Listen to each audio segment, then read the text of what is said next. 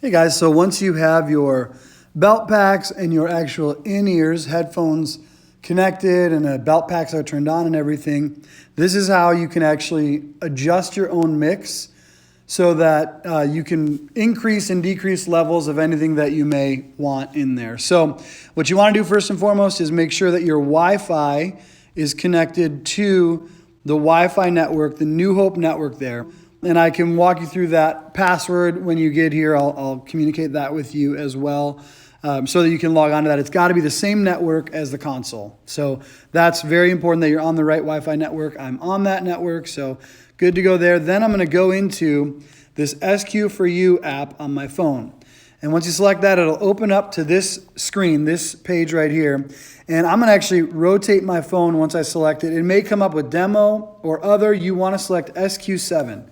All right, SQ7 is the console that we have here in the sanctuary. So once you've selected that, hit connect, and it will connect you to the console. Now, when you get your screen, yours will not be broken up like this as you see vocals, instrumental, drums, and me. You will just see me in that one portion. And then what I'm going to actually do now is flip my phone so that I can see it more easily laid out like this, and you'll see why once we get into it. So the first thing I'm going to do now, I'm going to go into Mix Select. All right, and you can see there's all these different auxes. And so based on your pack is labeled as I showed you earlier, IEM1, IEM2, 3, 4, 5, and 6. And they're also color coordinated. So you can select the one that is yours, that you're going to be using that week. And you just tap it and select it, whichever one it is. And then I want to encourage you, once you've done that, click this down here. Scroll down and click Lock Mix. That way, you're locked into that mix and you won't accidentally start messing with somebody else's mix. So if I have pack 5, I'm going to lock that mix on pack 5. If I'm on drums, I'm going to select this drum IEM here. And now if I try to select it, it won't work because I've locked my mix. But that's what you'll know. If you have a belt pack, make sure you select the right one and then click lock mix. If you select the wrong one and click lock mix, then just unlock it and you can go back. But we're going to lock it in right now for IEM5 as if that's the pack that I'm using. Now, once I've selected my mix, I'm going to hit back up there. And now I've selected that mix. I'm locked in there. Now, yours again will have me in this 4th column. And then you have these other 3 that are unlabeled. I would encourage you go in and select the very first one. And I'm going to put vocals there. That's what I like to have there. So once you select that, you should be able to go in. You might have to double tap it, but then it shows I've got all my vocal mics here, and right now they're all muted on the console. But even when they're muted, I could adjust levels on them if I needed to.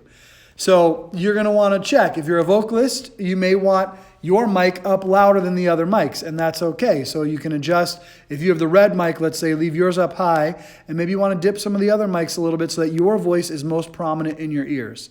All right, so if I'm a vocalist, I might have my mic up higher there. Now, typically what I would do if I'm actually a vocalist, I might move that. I might reassign it. And that's up here in the right-hand corner where it says assign. You click there and you'll see every input on our console.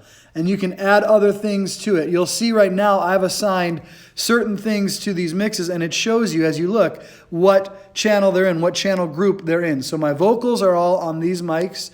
And they're all in that channel 1. So I've already assigned them, but I could easily select other things and add them to it if I needed to. So I'm going to go back. I've got those assigned in my vocals one, and this is where you tap that little box and you can change what it's labeled as. So I'm going to keep it as vocals because that's what I want that group to be called. So I'm going to hit done. Now that's good. That's stored. Now I'm going to go back. Now my changes will be reflected here. Now my second one, I have it labeled as instruments. I find that easier, so I have keyboard, piano. You can see everything that I have here. Now, the reason I've got these 2 pulled down, piano and acoustic guitar too, is because there's no one playing those on this particular week. So if we had someone playing the live piano, I'd want to make sure I have that bumped up as well. But then I have the keyboard and acoustic guitar where I want them. I had electric guitar up and bass guitar up in the levels that I want them. You will be able to adjust anything you need. And again, right now, all these channels are muted, but you can still make the adjustments you need on those channels. Now I'm going to go and make sure I'm labeling that instruments. It doesn't fit instruments, so I just have it instru for short for instruments. And again, you could go in here to assign, and that's where you select what you want on there. And you can see these 3 dots in the upper right-hand corner. There's other pages you can slide to as well for where you can add other things.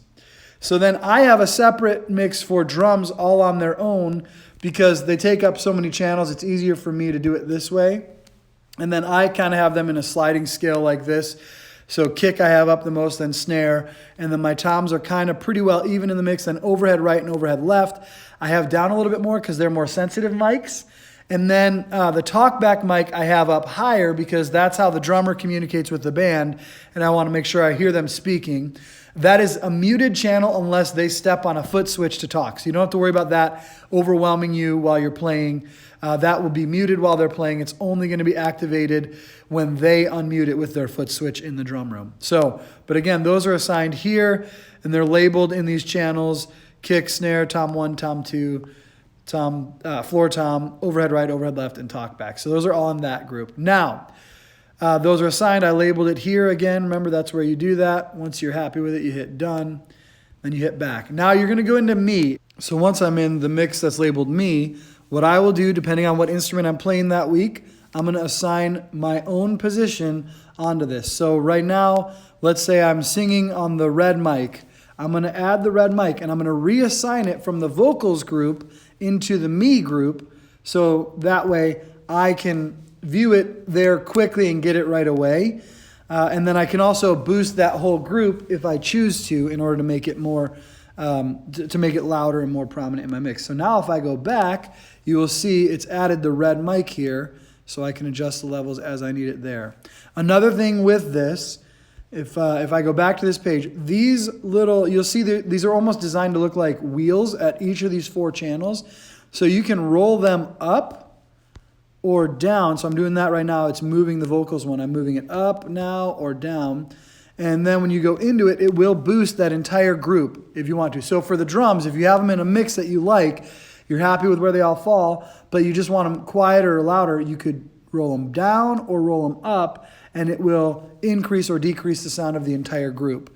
Over here is your master fader. Now remember, if you're wearing a belt pack, you may need to find that balance of where you want more headroom, because you'll twist, as I showed you, you'll twist that dial.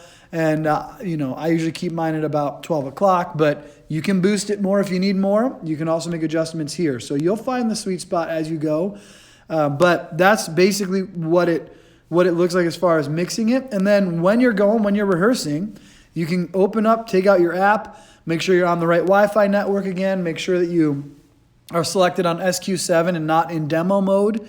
And again, make sure you're on the right mix, but if you've locked that mix, it has not changed. So you should still be on that same mix. Then go in. Oh, I'm singing, and honestly, I want to hear more of this vocalist, so I'm actually going to boost the white mic a little bit.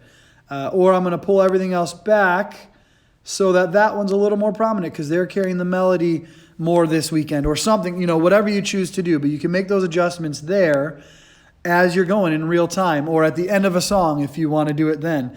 But it gives you just control over your mix in a very practical way so that you can hear what you need to hear and you can hear less of what you don't need, or possibly you could just roll something out completely if you're like, oh, I really don't need the drums, or I don't need the electric guitar, because I need more of the piano to give me my notes that I'm singing, and the drums can be way rolled back. Then I can go in and I can go to my instruments and I can say, man, I just don't need electric. So I take it down completely like that. And I should clarify as well, there are other options down below that you can lock. These are all, their EQ and compression. At this point, we're not going to be going through those individually. Those are far more like advanced processes on this, and so you likely won't need to mess with any of those. I would just leave those as they are in the off mode. You don't need to lock those.